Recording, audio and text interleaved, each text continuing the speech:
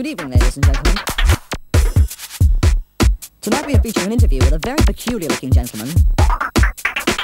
Scene 1, take 1.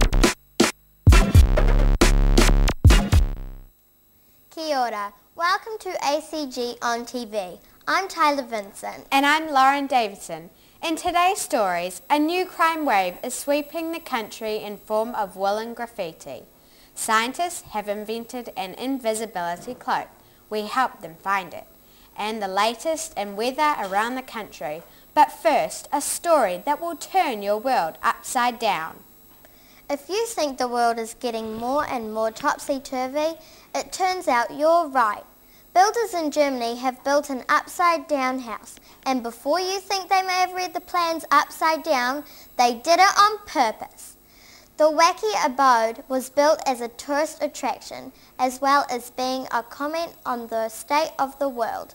The house is 23 feet tall and rests on its roof, and has steel beams in the attic inside the house. There are beds screwed into the ceiling, upside-down wardrobes, and upside-down kitchen, and even an upturned bathroom, though it's not known if anyone has tried to have a go bath in it or go to the toilet. Normally a house like this would take 3 weeks to build. This one took over 4 months because workers kept getting confused by the strange angles of the walls. Many tourists visiting the house complain of feeling sick and dizzy after just a few minutes inside. We now cross over to our reporter Chelsea, who's inside the house. How are you feeling, Chelsea? The owner of the house, Dane, and I'm feeling dizzy. So, what made you decide to build this upside-down house? I wanted all kinds of people from all over the world to visit Germany and see what a fantastic country we have here, even the people from the southern hemisphere. This house makes them feel more at home. Great answer, Dane. What comment do you feel this house represents for the state of the world? That the world needs to stop being so serious all the time. I mean, come on world, have some fun in life. Do a cartwheel, stand on your head, kick up your heels. I agree.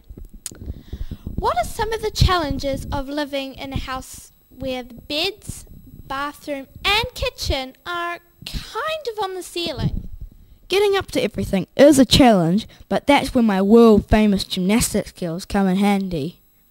A few tricks are to tuck yourself in very tightly before going to bed. The bidet is not the shower, and to learn to love peanut butter, because it's the only thing that sticks to the plate.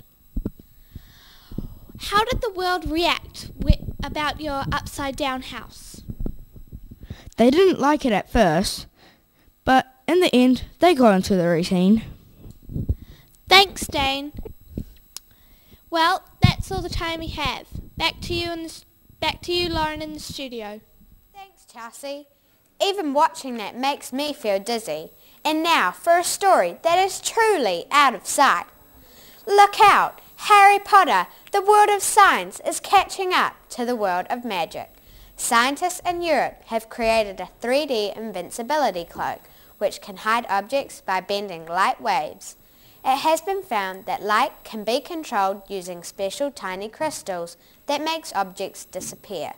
So far, scientists have made small objects such as coins disappear, but hope that it won't be long before they are hiding cars, planes and even people. People have always dreamed of making themselves invisible. One top scientist says the possibilities are endless and we are all very excited. However, since inventing the cloak, the scientists have been having trouble finding it.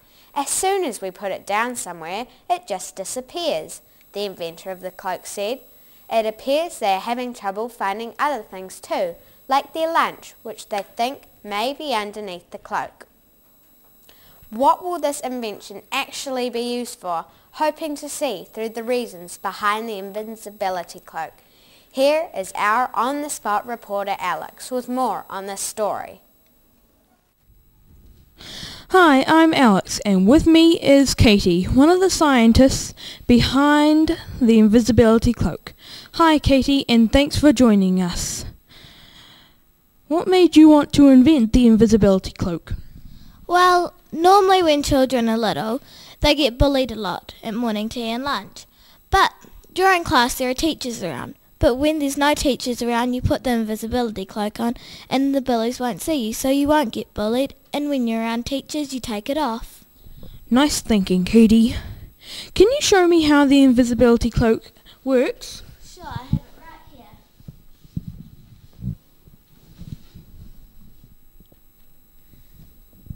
Wow, you are very see-through. What do you hope the cloak will be used for? Well, I hope it will be used for lots of things. And sometimes when there's theme parties, like scary ones, you can take the invisibility cloak and scare a couple of your friends. Nice thinking.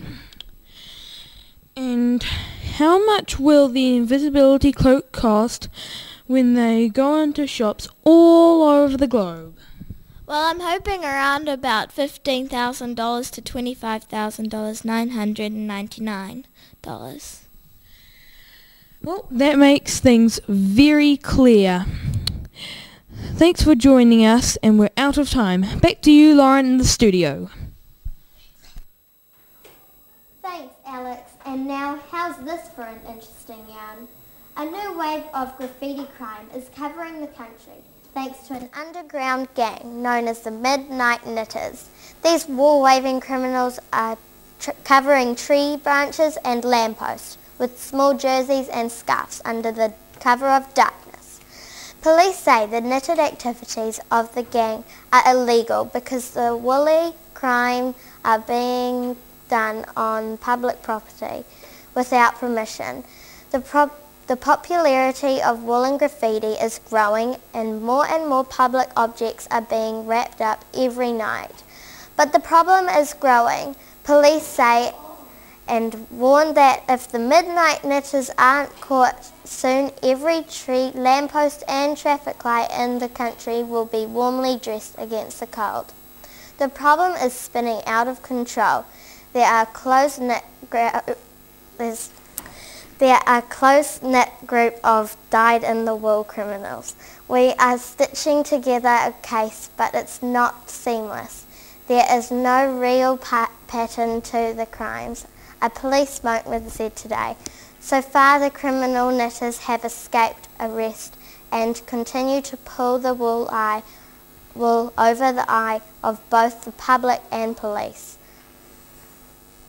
We go now to a secret location with our investigative reporter Alec, who has an exclusive interview with one of the Midnight Knitter gang. Thanks, Tyler. I'm Alec, and joining me at a top secret location is a member of the Midnight Knitters gang. Hello, Rafid, and thanks for joining us. What's led you into the dark underworld of knitted graffiti? Well, when I was a little kid, I liked knitting, and I want to show the people. Okay, do you see yourself as a criminal? Why or why not? No, Why not? because I want to show the people the art of knitting. Apart from trees, lampposts and traffic lights, what else do you like to graffiti with your woolens?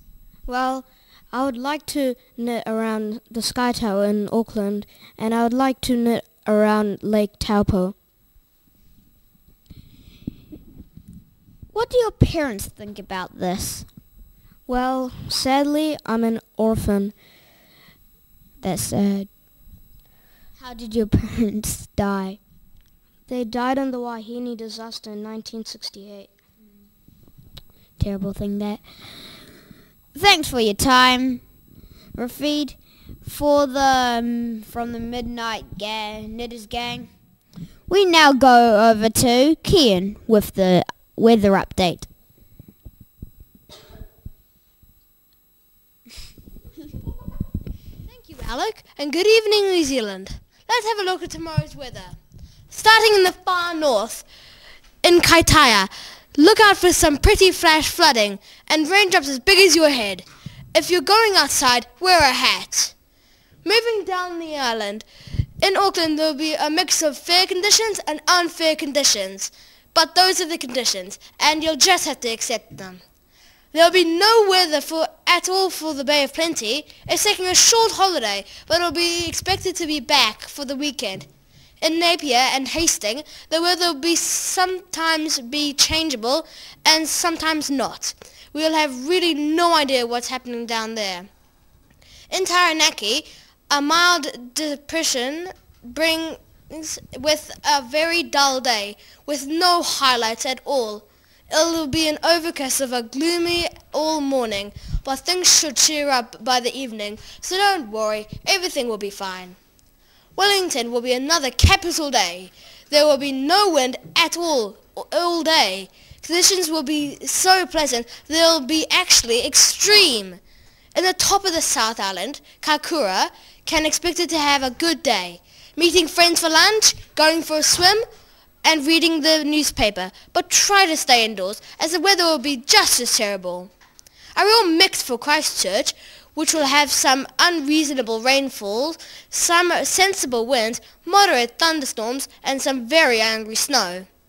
In the lower south, Dunedin will be a frosty, cold, and unfriendly until late morning, when the sun will pop over for a visit. Everybody likes the sun. That's all from me. Remember, it's raining outside. That's the weather for you. Good night, New Zealand. Now back to the news desk with Tyler and Lauren. Thanks, Kian. You're looking really good tonight. Well, that's all we have time for. We hope you've enjoyed this evening's broadcast. Thank you all for watching, and we'll see you again next time. Until then, I'm Lauren Dizzy Davidson. And I'm Tyler, the Monkey Vincent. For ACG TV. Goodbye. E nohora. Roll the camera. Okay.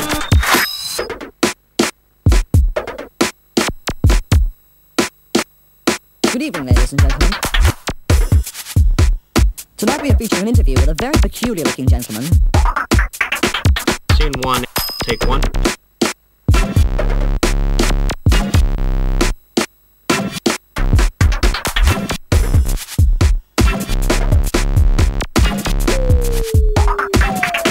Scene 1, take 2.